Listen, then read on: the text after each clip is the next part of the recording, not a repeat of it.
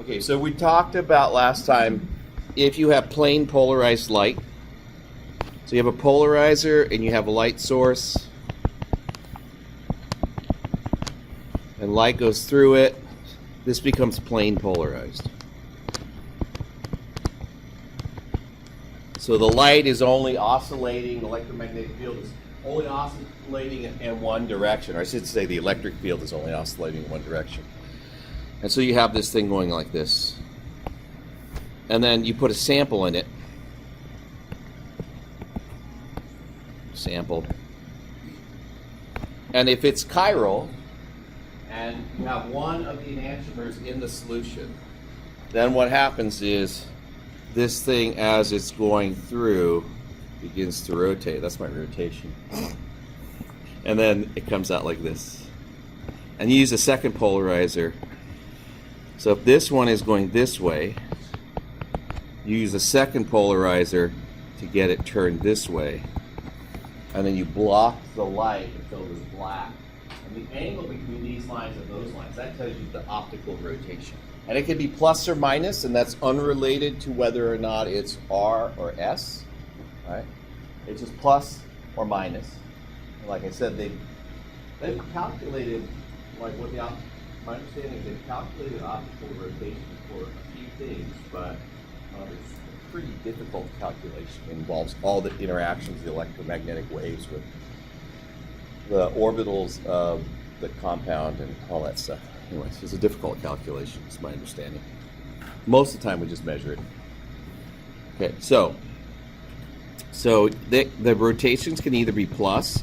That means it's if you're turning the eyepiece to the right, that's to the right, okay? Or it could be minus.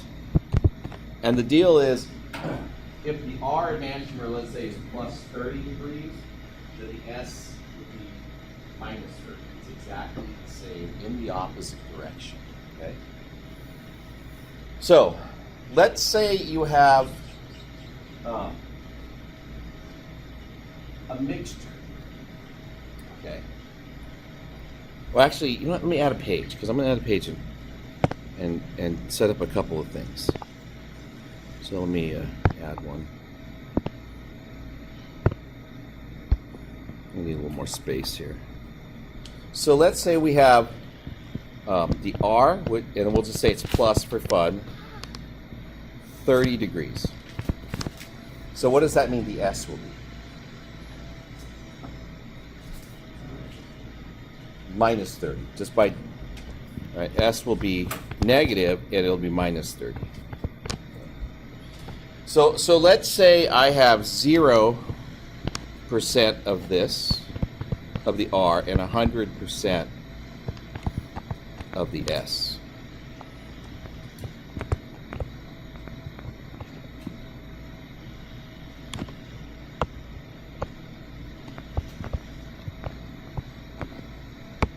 And I'm going to just do this.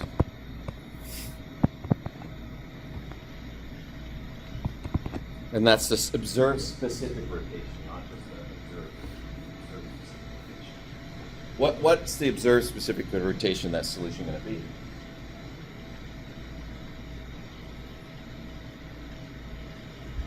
It'll be counterclockwise, right?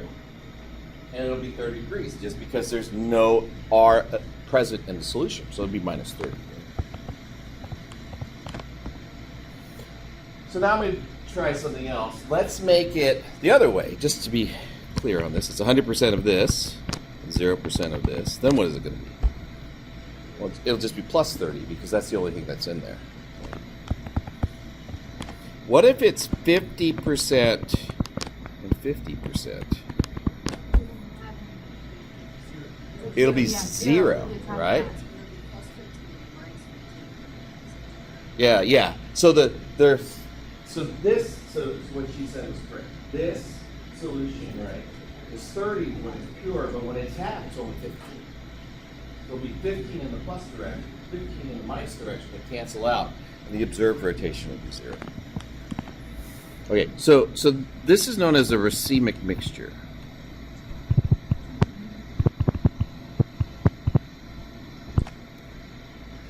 What is it going to be if it's 25 and 75? So so then what's 25% of 30?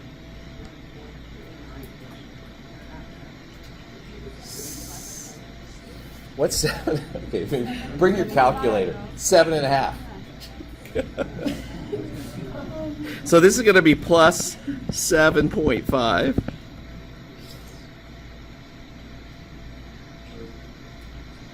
And what's 70? I don't know if I should ask this question. What's 75% of 30? What? 22.5. Thank you. But it's negative, right? Like that. So what do you think the observed rotation will be? It'll be this plus that, and that's what you'll see. So that's the number. Negative 15. So there's a direct, and I'm going to show you the equation, but there's a direct correlation between what you observe in a mixture and the relative amounts of the R and the S, or the plus and the minus. Now, this mixture is said to have a 50% enantiomeric excess. Because what that means is you have 50% more of one of the enantiomers than the other. If you have a negative value, then that means you have more of it. Minus, and the positive value is more of it. Well, positive. Whether it's R or S. It doesn't have to be R or S. And there's simple equations for figuring this out, and I'll show you what they are in a second. But yeah, that's the idea. Now, why do we care, right? So one of the goals in modern organic chemistry is to produce enantiomerically pure compounds. So that you have just one enantiomer or the other, mostly because of pharmaceuticals and stuff like that. Because in the pharmaceutical industry, the way these compounds work depend on receptors, and receptors are chiral, and so we have to get a specific compound to come out, specific enantiomer to come out in order for it to be effective. And sometimes one enantiomer does one thing and the other one will do the other. So albuterol is an example where one of them is actually a vasodilator, one's a vasoconstrictor. And they did studies when they used to produce it. It used to be a racemic mixture, and they did hospital studies on whether or not enantiomerically pure albuterol was better, and it reduced hospitalizations by 30%. Yeah, so it's quite a bit. And think about it in the valley. If we didn't have that, how many more hospitalizations that would be? Okay. So observe specific rotation. The way to calculate enantiomeric excess, which is usually called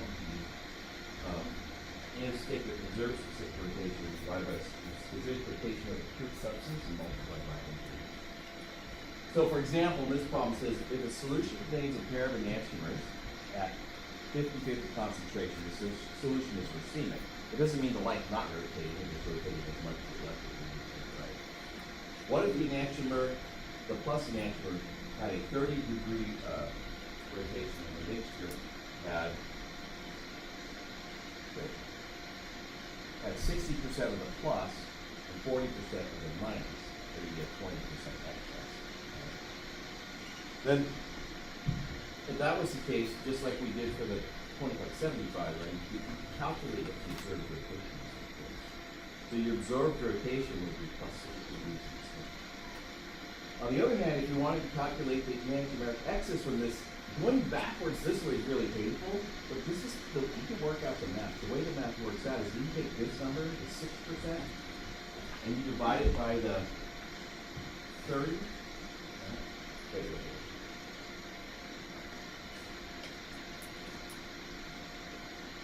Yeah, the 30.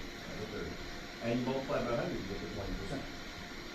That tells you what the enantiomeric excess is. So it's pretty simple. You look at the observed rotation, divide by the specific rotation, multiply by 100, and that tells you what your enantiomeric excess is.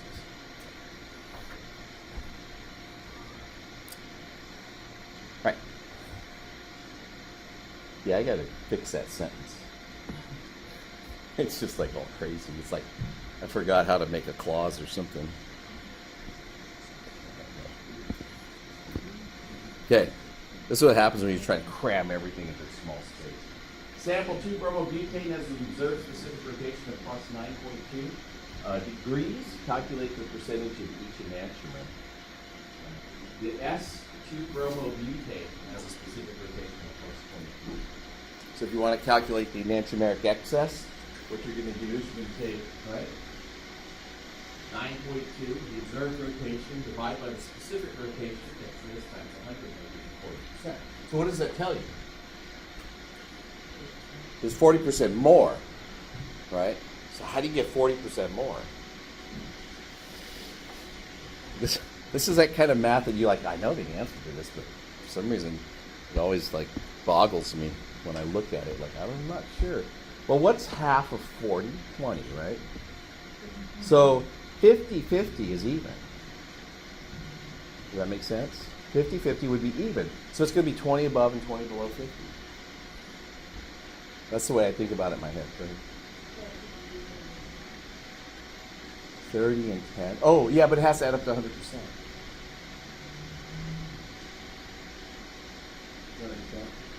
Yeah, so it has. So you can't just like pick two numbers, because 30 plus 10 only has to be 40, right?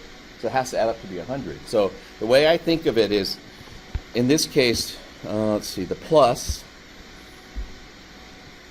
S, okay, is going to be 50, because this sign is positive, plus 20, which is 1/2 of that. And then R is going to be 50 minus 20, because it still has to add up to be 100. And so what you end up getting is 70. 30. Okay. So those are your percentages.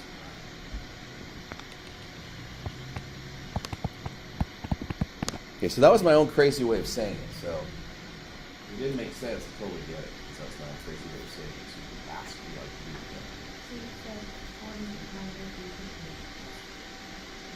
Yeah, so it's 40% more of the plus, which is the S, right, than the R. So if you think about 50-50 being even, then it has to be half above this and half below this. So you take 50 and add them to 50 and subtract them.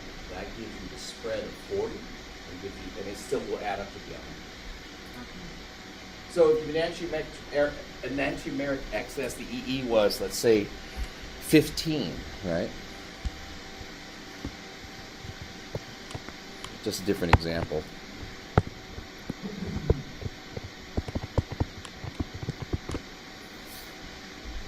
Let me make it 16. Because you guys don't seem to be very good with 7.5.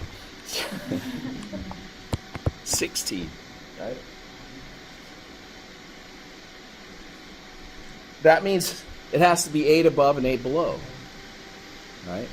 So one of the enantiomers would be like 58, and did I do that right? Yeah, and the other one would have to be 42. Yeah, 8 plus 8 below and 8 above. So I said I take that. All I'm doing is I'm taking 16 and dividing it by 2, and I know that it has to add 100%. 8% above 50 or 40%. So you add 8 to 50. Add 8 to 1. 8 from 50, and then you get the. Yeah. Yeah. Okay. All right. This will get fun. So, yeah. So know that math for the next exam.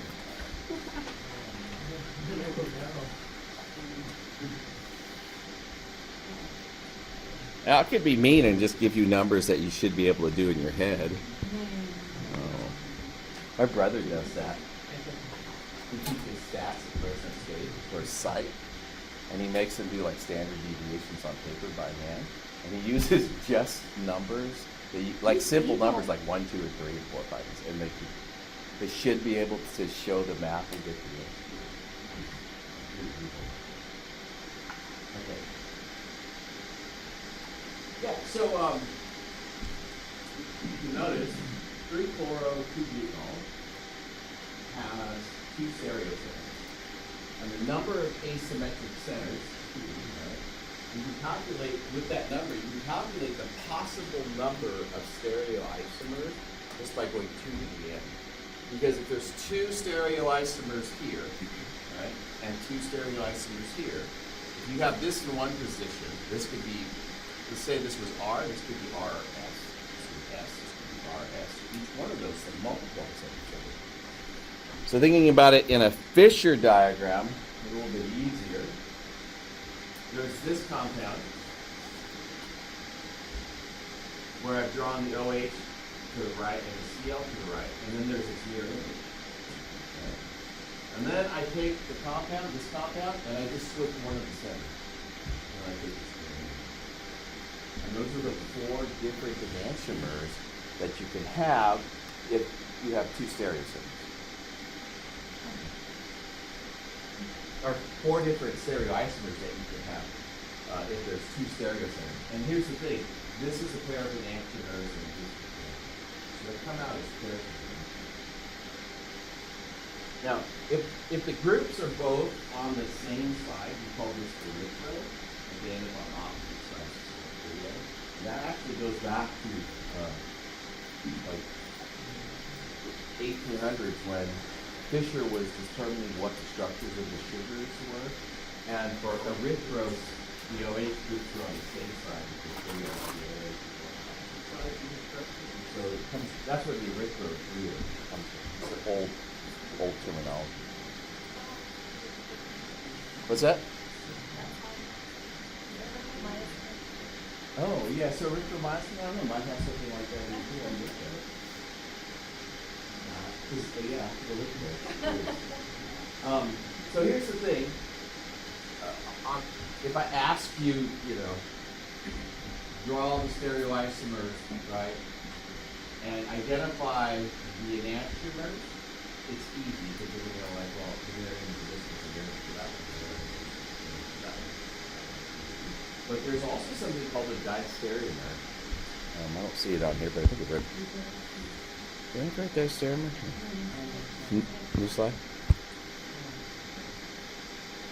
Oh yeah, diastereomers, yeah. Stereoisomers that are not mirror image, not enantiomers. So like 1, right, is a diastereomer 3 to 4. 2 is a diastereomer 3 to 4. 3 is a diastereomer 1 to 2. So there's like too many ways to describe it. So just when you get asked a question like this, identify the diastereomers, you just say 1 and 2 are diastereomers. The stereoisomers, but then none of them are mirror images of each other. That makes sense? Sure. Words. Too many words. Yeah, so you would say, right, these are enantiomers, but then 1 and 2 are diastereomers of 3 and 4. It's pretty straightforward.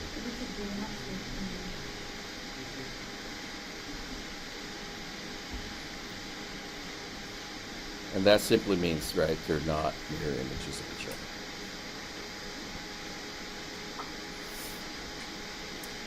You can also draw them in perspective formulas. I don't know if there's much else I really want to say about that. Huh?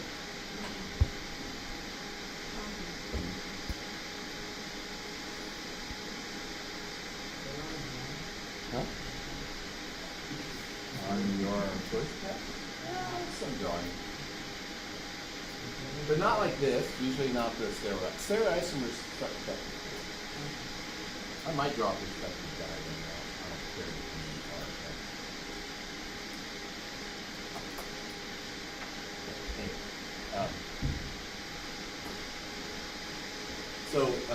you you should be able to interpret these drawings as well as the previous ones. Now here's where people will have trouble. Let me see something real quick. Is if I ask you, if I drew 4 structures like this randomly, and 4 structures like this randomly, and said, identify the pairs that are the same. Would you be able to do it? Like Here it's easy because they're labeled 1, 2, 3, 4. So 1 is the same as 1, and 2 is the same as 2, and 3 is the same as 3. That's easy, but do you know how you do it? How would you go about identifying the ones that are the same if the sequence was randomized? Huh? You can look at them, right? So one way to do it would be to look at this one on the left, for example, with the CH3 in the back, and the OH is on the right and the H on the left. And with the CH3 in the back, because remember, the Fisher diagram, the way the molecule is the top and bottom groups are pointing backwards, and the side groups are pointing forward. What that requires you to do is it requires you to take this molecule and rotate it so the CH3s are on the same side.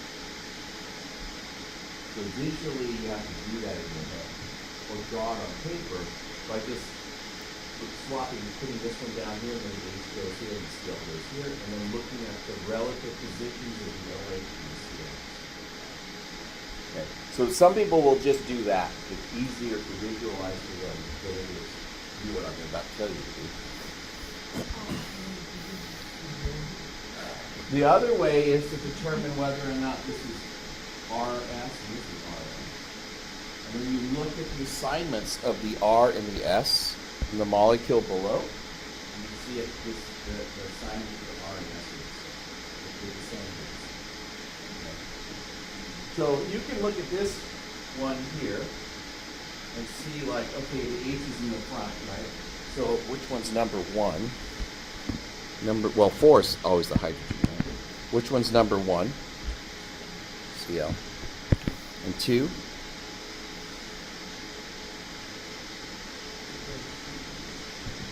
That one, yeah, because it's attached to the oxygen.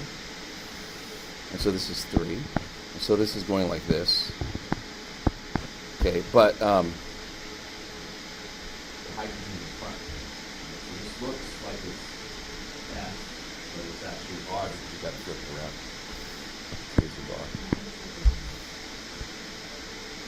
You would do the same thing, that's for the seal? You would do the same thing for this carbon and determine whether or not it's RS. Now from here it's easy. This is in the front, this is 1, this is 2, so it's put it like this, right? So this one's R. There's the hydrogen in the front.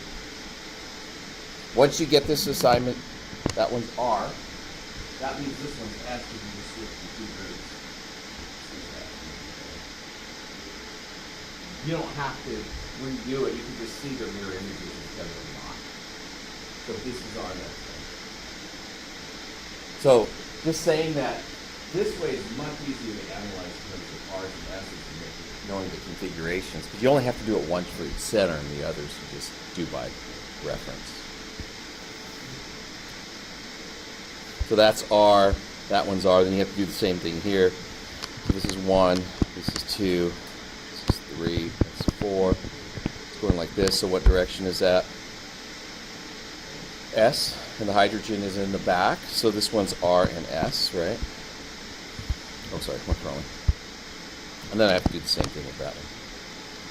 And so I have the OH in the front, so that's 1, it's 2, it's going this way, right? So which way is the hydrogen going? So this is going like this.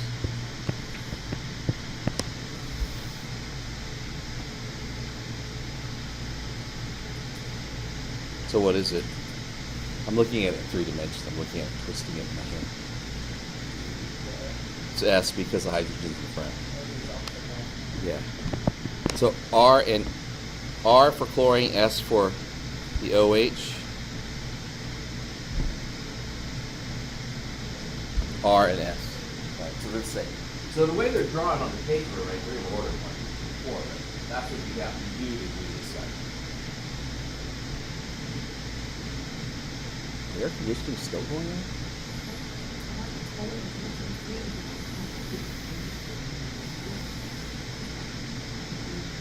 Okay. So you can also have asymmetric centers on rings. I've done a couple of examples, and you can assign the R and the S to different rings. But you can also call them cis strands. The cis will be a pair of enantiomers. You see how this is clear to this. Draw a line right here. We're drawing exactly the opposite. Trans is also that one.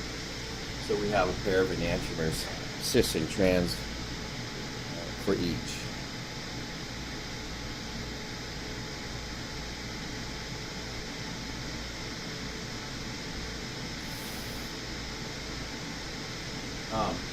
Yeah, so how are we going to assign R and S? I should probably just done on the other one. So let's assign R or S to this center here. So then you have to identify the 4 different groups, right? So bromine's easy, that's one.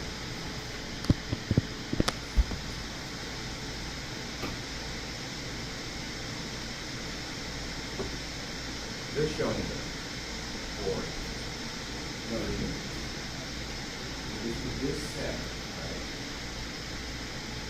What's group number 2? It's going to be this branch down here. Because remember, if it's on a ring, you're going to just be going around in a circle, right? It's going to be difficult to figure out. You're going here, this is the first point of this. This is what you're comparing. That's what this guy is. So this point is different. So this is going to be a C instead of a B. This is a higher priority for that. So I'll give this a number 2. And this will be number 3. And so when I'm doing it, I'm going like this. That's the direction of travel, right? I usually just look at 1 and 2 and that, except the 3's on the way. Because then you draw it like this, it gets all klutzy. I usually just go like this. And then I imagine the rest of the wheel. It's going this way, right? That's what? Is that R or S? It turns that way. S, because the hydrogen's in the back. As long as the hydrogen's not drawn, so you infer the position of the hydrogen back here. So this is S. Now, you're going to do the same thing with this one. We're going to assign this one.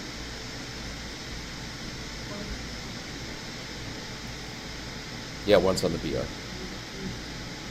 Oh, are you talking about for this? So now we're going to do the other center. I'm going to do it in blue. Which is the number 1 branch?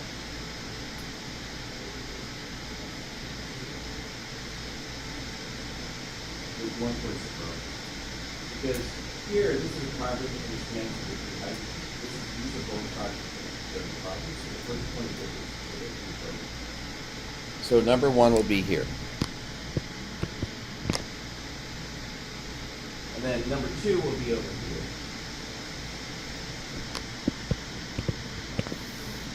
And then I don't care about 3 or 4 because that's just the way I am, but let's pretend we care.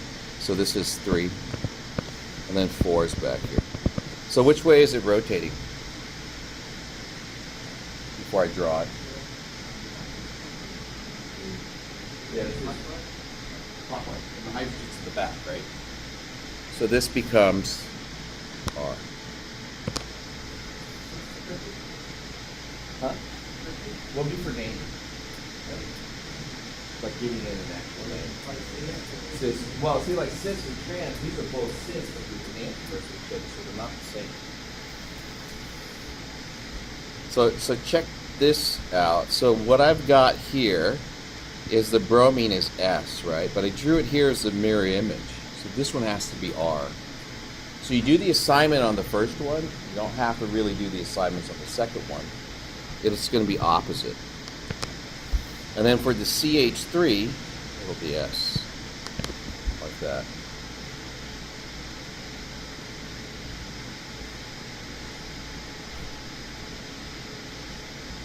So this would be 1S3R. This is going to be 1R3S. In the enantiomers, the configurations of the stereo centers all switch. So it's easy to, once you make one, now in the distereomers, right, only one of them switches if there's 2 centers. Because if they both switched, they would just be enantiomers. So for this molecule over here, this bromine looks exactly like this over here, right? So this has the exact same configuration. It's going to be S. And for the CH3, we push the CH3 to the back, so it looks exactly the same, but what does that mean about the hydrogen and the So now the configuration is switched on this one. So it was R in the original, so it's going to be S in here. And then, you know, actually from that you could say this is going to be R and this is going to be R. So I only assign the configurations to one of the molecules and do all the others directly. So when you name this,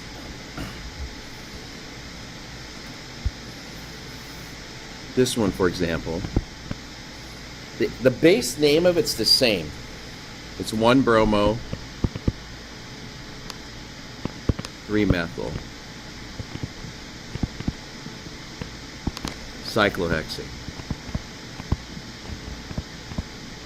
But what you put in the front of it is this. You're going to say 1s3r, and go like that.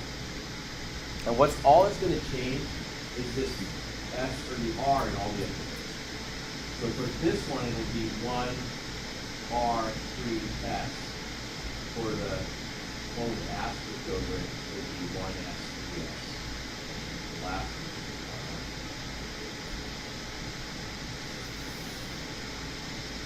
one. And you don't put cis or trans. You don't have to. You should be able to draw it either way. Now the naming of it is almost easier than the drawing of it. If I had to draw a structure from a name, then what I end up doing is this. So let's say I'm trying to draw the structure from the name. And let's just say I happen to draw the ring this way, which I never do, but let's just pretend I did. And let's just pretend also that this is the number 1 carbon the way I decide to be. So I'm going to put the Br over here. Well, if I need 1, and then down here I'll have the CH2. This is actually what I'll do at first. In fact, what I usually don't do is I don't usually draw the bond. And I look at what the configuration would be. So for example, this is a 1, right? 2. So this is going like this.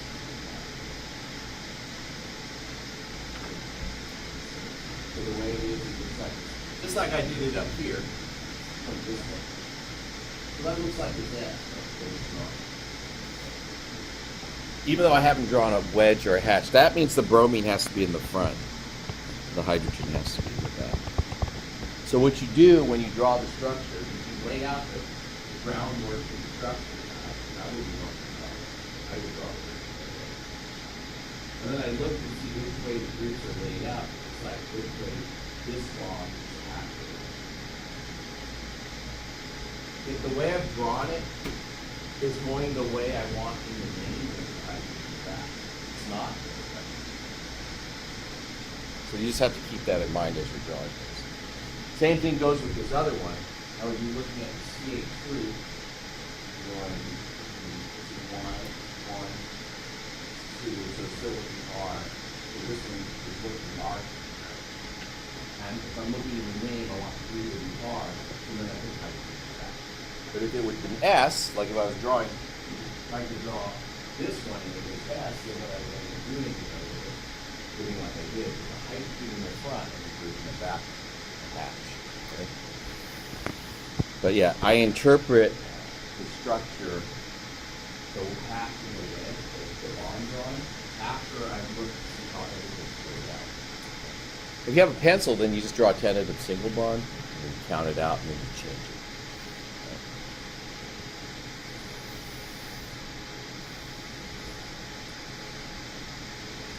Okay. Sometimes on rings, what will happen is if you get a structure like this, you can have a cis or a trans, but there are no chiral cis. The reason there are no chiral sections here, because if you're trying to find the point of the difference going from here to the other end of the ring, it's all the same going in both directions. So, yeah, you have cis and trans on a ring and no R and S.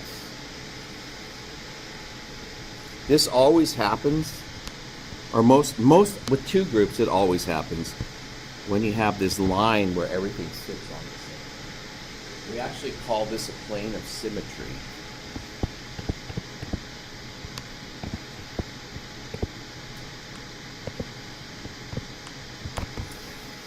And the plane of symmetry forces the groups that are on one side of the plane and the other side. You have one, then the groups are the same.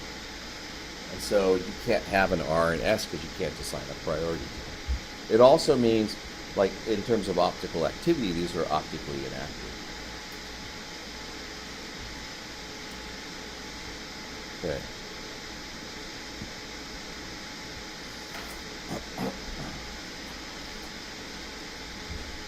Now, if your two groups are the same, then this would happen. And just this the way it is. And I'll do it with the Fisher diagram. These are harder to see, but here's the Fisher diagram. You notice that there's two potential stereosets. Because this has 14 sides. Both of those centers are higher. So when you draw it out in the Fisher diagram, you notice you have only 3 unique structures. The reason is if you were to draw the enantiomer of structure number 1,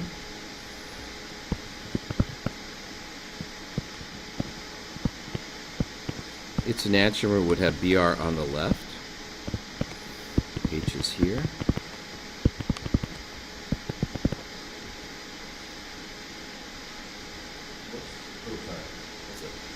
CH3. Once I looked at it on the screen, I realized that looks ridiculous. Okay. Have that, right? What's the relationship between this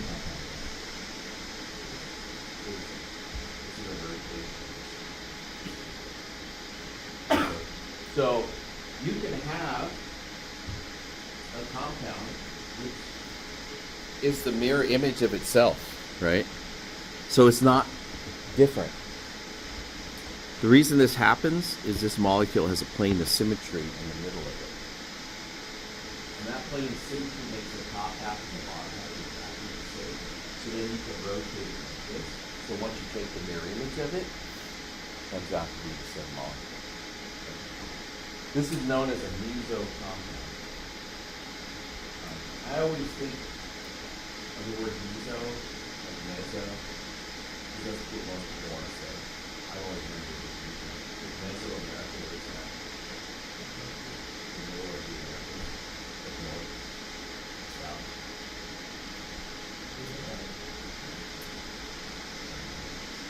Maybe it's not a term that's used anyway. Yes, a line through the middle. If I draw a line through the middle, the top half and the bottom half are mirror images of each other. So the plane of symmetry makes it and its mirror image the same molecule. Okay. So yeah. All right. Two asymmetric stereocenters, you have a plane of symmetry. You end up with a meso or meso compound in here. Yeah.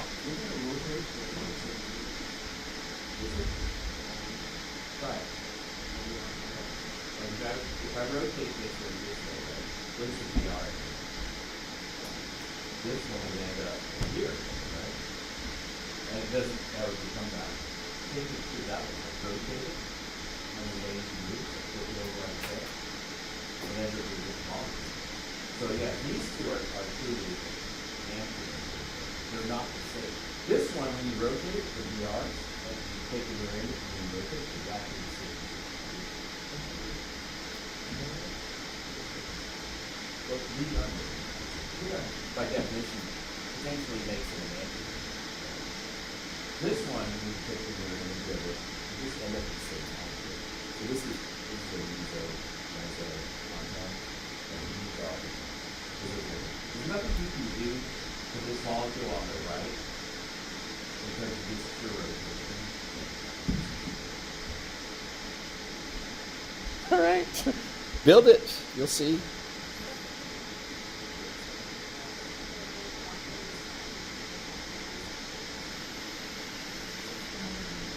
Oh, is it staggered in a fix? Oh, yeah. Build it. Be the last thing we do with it.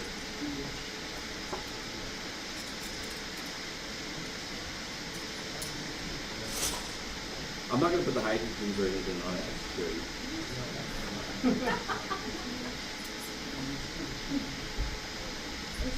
I have BRs on it, right? So I'm just going to leave the hydrogens on and put the BRs on it. Do I have a BR?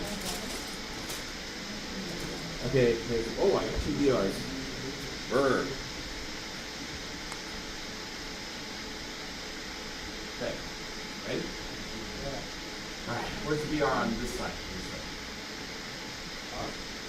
Oh, that one. Where's it here? On. And forward, right? Yeah.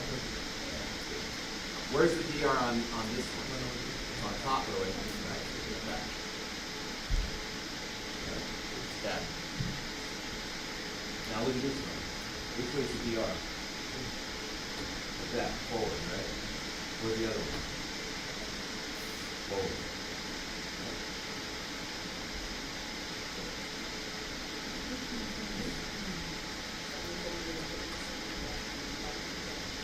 Well, see, the way these are drawn is that these are all lined up and pointing in one direction. So the picture diagram that you read about it is these are always in the position, which is not the most stable position. It's just the way that it's easiest to see the relationship. So here, like if you had, honestly, if you had to work like this all the time, you'd burn it.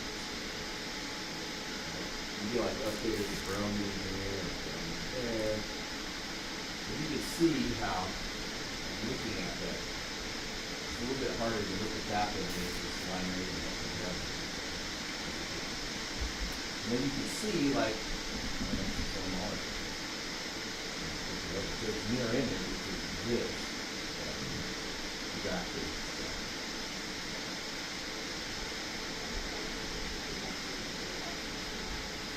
Yeah, Fisher's directions are always drawn in this. I'm going to build you one. Where's that one? You're at. Can't they all be rotated? When I rotate this. Alright, twist it. I rotate it over. It's not the same. Yeah. So if I do this, so this one and this one, so I change the configuration of this part. And this one and this one, I change the configuration of this part. That's out, right? So I can rotate this. There's like no way I can make this one equal. So these are 2 unique copies. Oh, like this. Oh, I see things like Yeah, I can rotate it. yeah, but it's still got configuration. Oh, I see what you're saying. Like this, but that's not the same. There's like no way I can make. No, it's like this. This is this. Oh, that. I see what you're saying. Yeah. But these are still RS settings. They're still different. Right. I They know. are S and R. Just have to do it. All right. Yeah, so we'll spend some more time talking about meso. I've already done the naming, honestly, so I'm not going to spend much time on that. And then we'll do some stuff on properties. So this stuff will keep, as some I handed you, we'll keep it for next week. I'll have more slides next week as well.